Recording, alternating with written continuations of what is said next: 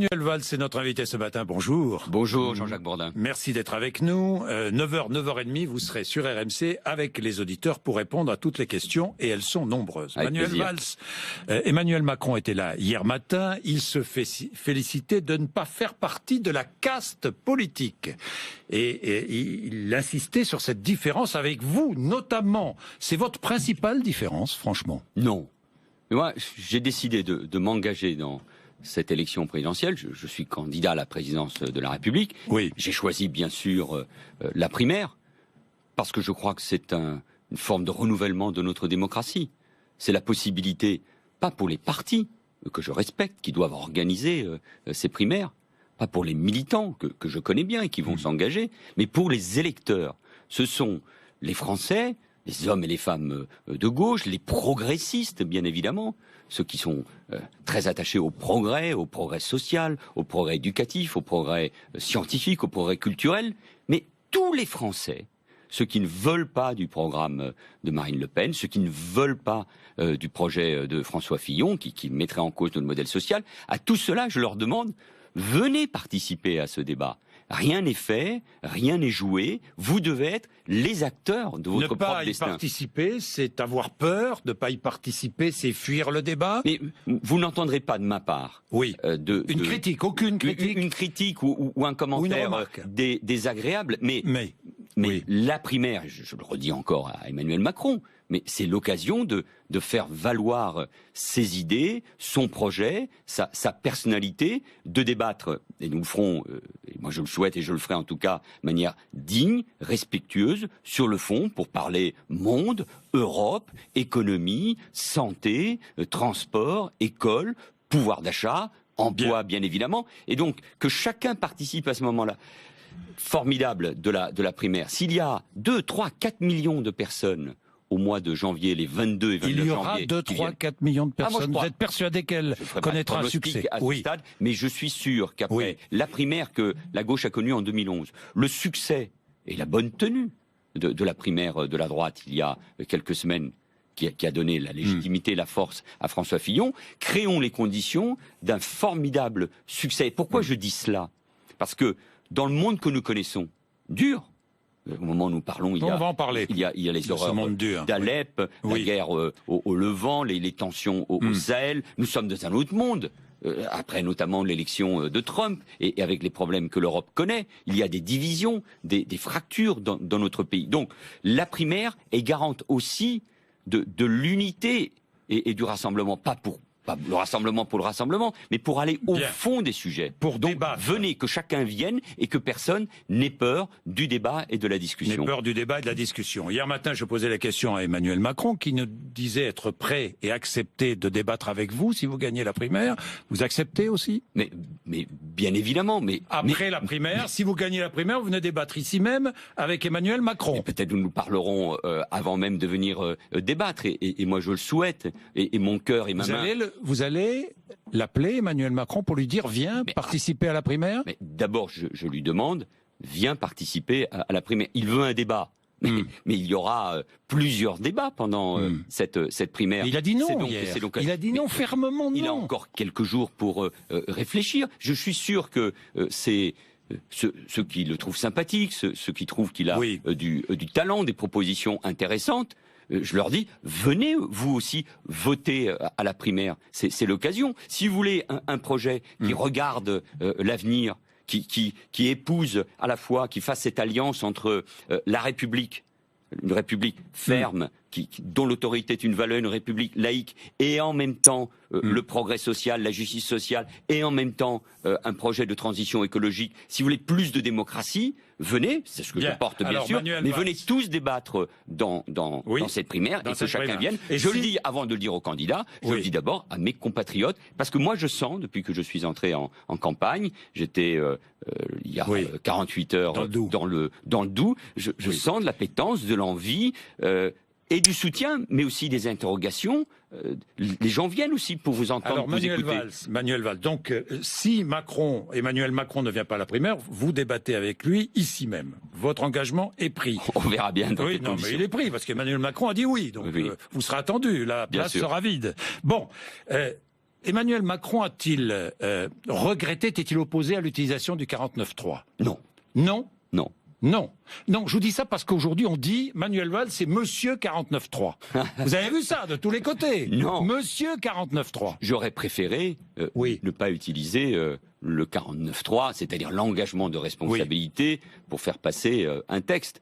La loi Macron, qui était intéressante dans bien des aspects, que j'ai soutenu, nous espérions, lui et moi, mais c'est du passé honnêtement. Oui, ça, hein. Oui, la marqué. La faire passer avec une majorité. Quand nous avons constaté qu'il risquait d'y avoir un problème de majorité, le Conseil des ministres a été convoqué pour me permettre d'engager. Cela s'est fait en toute intelligence avec lui. J'aurais préféré évidemment avoir une majorité sans passer par cet engagement de responsabilité, parce que je le sens bien, même si le 49.3 a été utilisé à des maintes fois, je pense notamment par Michel Rocard, mais plusieurs fois, y compris pour des réformes essentielles, je pense à celle de la CSG, mais ça apparaît toujours comme brutal, ça clôt le débat. On a le sentiment que la démocratie ne peut pas se déployer. Pour beaucoup de socialistes, plutôt à gauche, vous apparaissez comme trop libéral, vous apparaissez comme social-libéral, vous apparaissez comme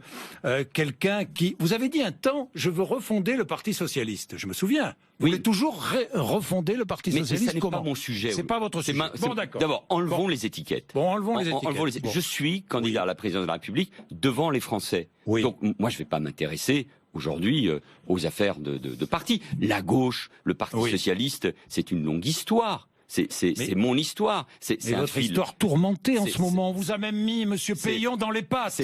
Pardon. C'est un fil commun. Mais je m'adresse. Mais c'est ça. Vous avez vu ça, Jean-Jacques Bourdin. C'est ça la force de la primaire.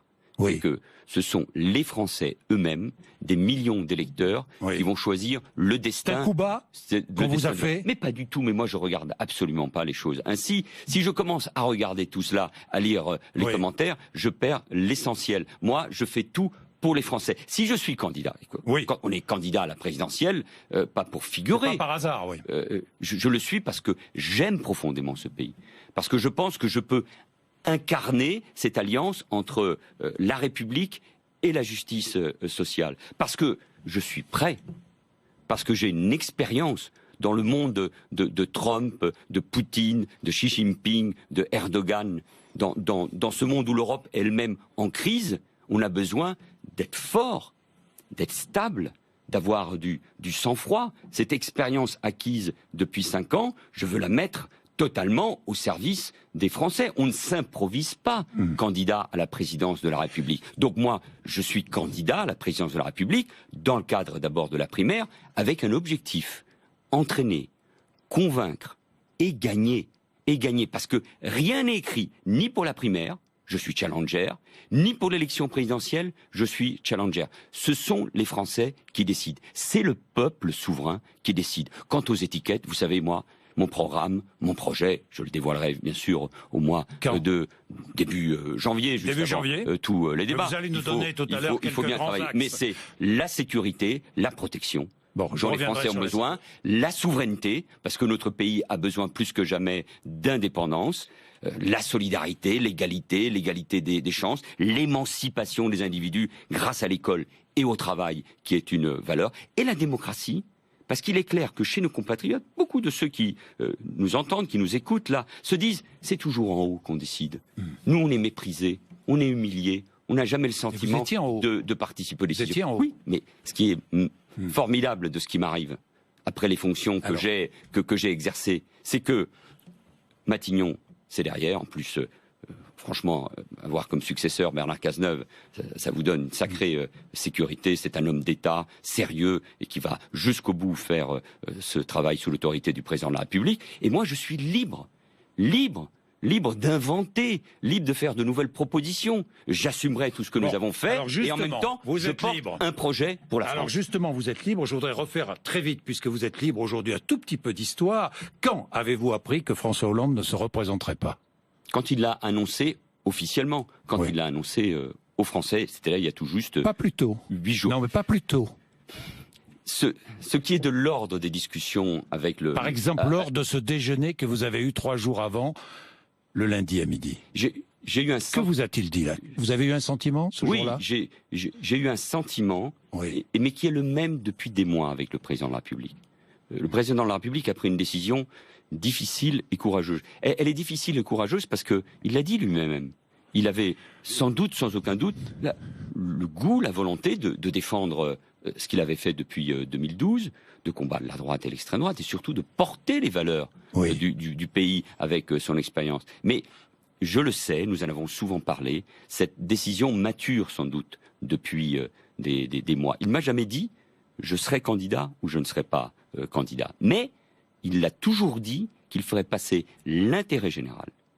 Bien sûr. Et lors de ce déjeuner, vous avez senti qu'il était dans cette disposition d'esprit-là? Qu'il était en train d'y réfléchir, que c'est l'intérêt général du pays, d'abord, il vous a appelé le jeudi pour vous annoncer qu'il ne se présenterait pas? Je ne livre pas de secret, il m'a uniquement appelé pour me dire qu'il allait s'exprimer aux 20h. C'est tout. C'est tout. Mais il ne vous a rien dit de plus. Mais parfois, il n'y a pas besoin de se parler. Chacun l'avait, je pense, compris. Alors, n'étiez-vous pas tapis dans l'ombre, comme l'a laissé entendre hier Emmanuel Macron, tapis pour en préparant votre candidature, franchement, Manuel Valls. Je vous dis ça parce que l'article du journal du dimanche, 5 jours avant, a marqué les esprits. Vous savez, j'ai toujours eu une relation avec le président de la République depuis 5 ans.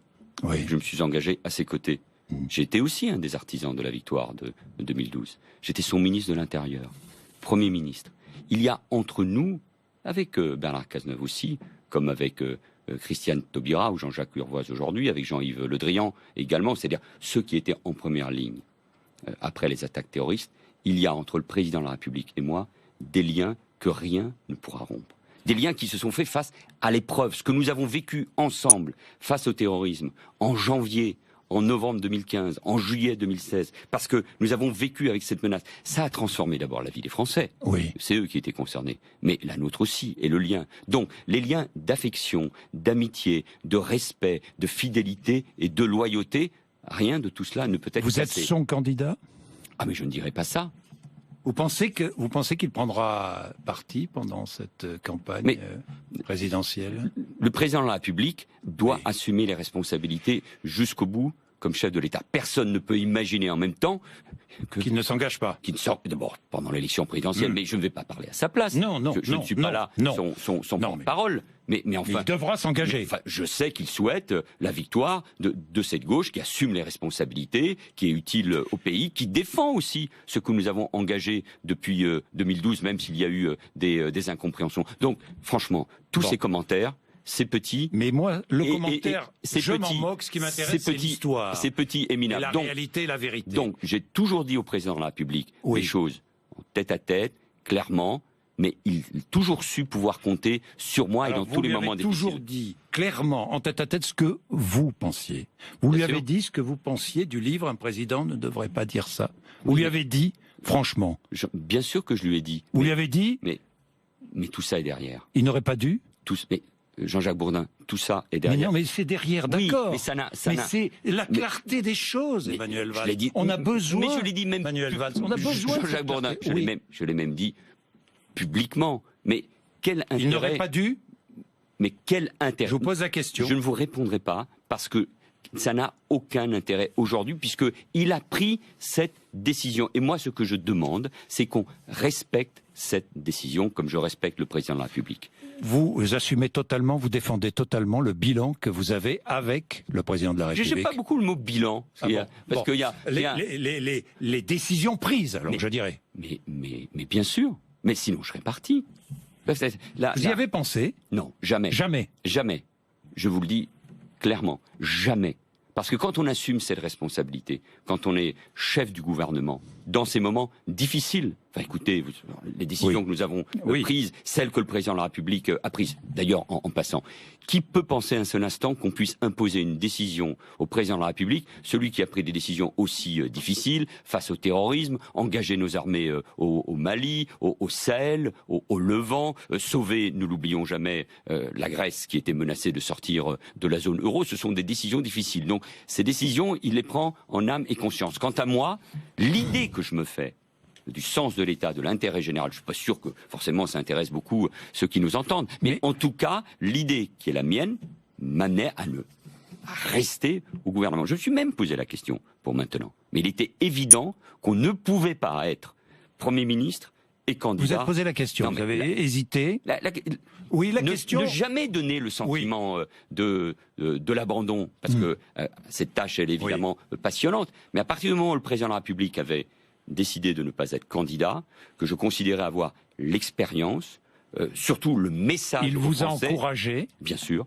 Il vous a appelé après sa décision, lorsque vous vous êtes déclaré. Est-ce qu'il vous a encouragé? Mais nous nous sommes parlé, nous nous sommes vus, et moi je sais que je peux compter sur son soutien, l'affection, le conseil du président de la République. Mais maintenant, c'est votre programme qui m'intéresse. Maintenant, je suis libre. Parce que vous êtes... Je suis libre de porter ce projet. Ce qu'on va vous reprocher aussi, ce sont les décisions qui sont prises. Mais c'est normal. Mais c'est... Dans cette campagne. Mais nous sommes dans une démocratie. Et donc, j'assume tout ce que nous avons engagé, les réformes pour la compétitivité de nos entreprises, ce que nous avons fait pour l'école, la culture, l'agriculture, pour les services publics. 3,3, on est bien d'accord, avec une dette qui a progressé, une dette publique de 343 milliards d'euros. 343 milliards d'euros. Mais j'assume aussi la réduction de la dépense. Avec une croissance qui est à 1,3 alors qu'ailleurs en Europe elle est beaucoup plus élevée. Non, avec un chômage qui est à 555 000 chômeurs de plus en 5 ans.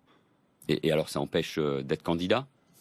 Surtout quand la droite propose de faire beaucoup plus de déficit et que la potion amère, la purge que propose François Fillon se solderait par une rétraction de notre économie et provoquerait encore davantage de chômage. J'assume d'avoir maîtrisé... Programme dangereux, celui de Fillon ? Il est dangereux pour le pays parce que je pense que la droite n'a jamais proposé un programme aussi dur pour le pays. Et puis, vous savez, il y a une manière de parler des gens. Qu'est-ce qui se passe dans notre société ? Société, parfois, les concitoyens ont le sentiment d'être humiliés, oubliés, je vous le disais il y a un instant, méprisés. Mais la manière de parler des policiers, des gendarmes, des infirmières, des agents de nos services publics, qui donnent leur vie pour l'intérêt général, c'est ça l'État. Et c'est la France. C'est pas bien connaître la France que de mettre en cause l'État. Les services publics, qui doivent être évidemment modernisés, qui doivent être efficaces, c'est ce que nous demandent nos concitoyens. Il s'agit de leurs impôts. Mais on ne peut pas parler comme ça de la fonction publique. Supprimer 500 000 fonctionnaires, privatiser la sécurité sociale, supprimer les remboursements pour toute une série de maladies. Mais ce seront les plus modestes qui seraient concernés et les solidarités à travers les services publics qui seraient mises en cause.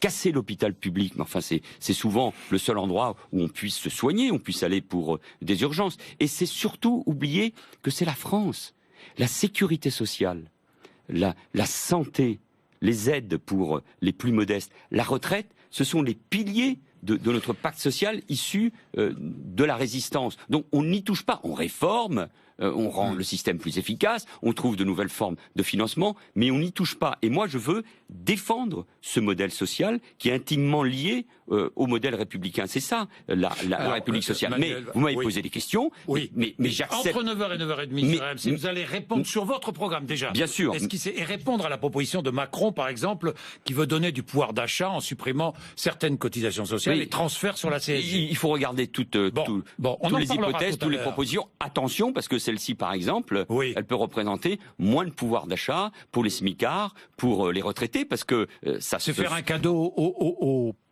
plus riches. C'est faire un cadeau aux plus riches, parce que ça se solde par une augmentation de la CSG, même si, encore une fois, il faut regarder toutes les propositions avec intérêt. Autre adversaire potentiel, Marine Le Pen. Fin de la scolarisation des enfants étrangers en situation irrégulière. Que lui répondez-vous ? Pourquoi je suis candidat ? C'est une manière très directe de vous répondre. Parce que je pense qu'il faut cette expérience dans le monde que j'ai décrit tout à l'heure. Il faudra être notamment très fort sur l'Europe et aussi dire que les négociations commerciales telles qu'on les connaît aujourd'hui, on ne peut pas suivre.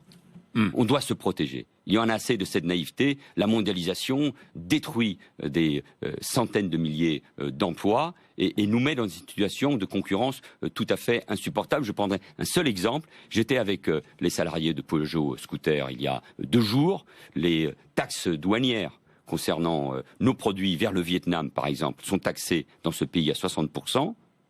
leurs produits qui arrivent en France sont taxés uniquement à 6%. Là, il y a quelque chose qui ne va pas, mais pourquoi est-ce que vous ne l'avez pas fait, ça? Mais parce que là, vous ne le saviez pas, vous le saviez. Mais bien sûr, mais parce que là, c'est un problème européen. Oui. Ça n'est pas qu'un problème national. Donc, on voit bien que sur cette idée d'une Europe plus forte et qui se protège, nous devons avancer. Puis la campagne présidentielle, moi, je suis libre. C'est l'occasion d'avancer, notamment sur le projet européen. Je suis européen, mais l'Europe est en train de se déliter. Vous vous sentez plus libre. Vous étiez un peu brimé jusque-là. Non, j'ai des fonctions, j'ai une autre mission. Donc, nous sommes dans ce monde. Marine Le Pen. Ensuite, la deuxième raison, c'est évidemment parce que je ne veux pas que l'extrême droite soit au deuxième tour de l'élection présidentielle. Parce que son projet, non seulement sortirait la France de l'histoire, en la faisant sortir de la zone euro et de l'Europe, mais son projet ruinerait les petits, les sans grade, les ouvriers, les retraités.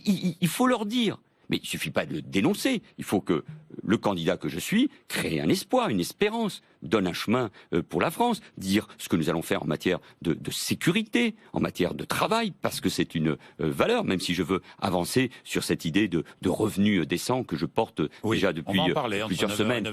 On y reviendra. Mais le projet de Marine Le Pen et de l'extrême droite, c'est l'affrontement entre les citoyens. Il y a suffisamment de fractures pour le dire. Et j'en ai assez, je l'ai rappelé lundi à Évry, de tous ces discours qui stigmatisent là nos compatriotes musulmans, là les réfugiés qui fuient la guerre et l'horreur que nous connaissons à Alep, et ici les étrangers, les immigrés. Sauf que et là, nous ne pouvons plus accueire de réfugiés, c'est ce que vous avez dit. Hein. L'Europe ne peut plus accueillir de réfugiés. Nous y prenons c'est ce que vous avez dit à Berlin. Nous y prenons notre part. Je vous rappelle que la demande d'asile, mais de manière maîtrisée au cours de ces 3 dernières années, est passée de 60 000 à 90 000 personnes. 30 000, nous pouvons accueillir 30 000, 40 000, 50 000 personnes. Nous avons été capables de résoudre de manière ferme et humanitaire Calais. Enfin, aujourd'hui, on n'en parle plus de Calais. On a réussi à répartir des personnes, des êtres humains. Il s'agit d'êtres humains dont des milliers meurent aujourd'hui en Méditerranée. Des hommes, des femmes, des enfants, dans des centres d'accueil et d'orientation. Et même si parfois il y a eu des incompréhensions, les choses se passent bien. Et la plupart, en plus, auront le droit d'asile parce qu'ils fuient la guerre et la torture. Quant aux enfants, mais c'est une horreur ce que dit Marine Le Pen. C'est pas uniquement que c'est contraire à notre Constitution, mais c'est une vision de la société. Elle fait ça sans doute parce qu'elle est en difficulté. Parce que elle aussi, elle est concernée par les problèmes au sein de sa formation politique. Parce que la justice est derrière le Front National sur ses modes de financement. Parce que son parti, comme d'autres, d'une manière ou d'une autre, c'est un problème d'ailleurs, aujourd'hui, en Europe, reçoit des soutiens et des financements de la Russie. Parce que l'extrême droite américaine aujourd'hui, qui est dans l'équipe de Trump, regarde avec intérêt ce que propose le Front National en France. Donc c'est ça le Front National. Et je le dis aux petites gens retraités, au peuple français, mais ne vous laissez pas berner.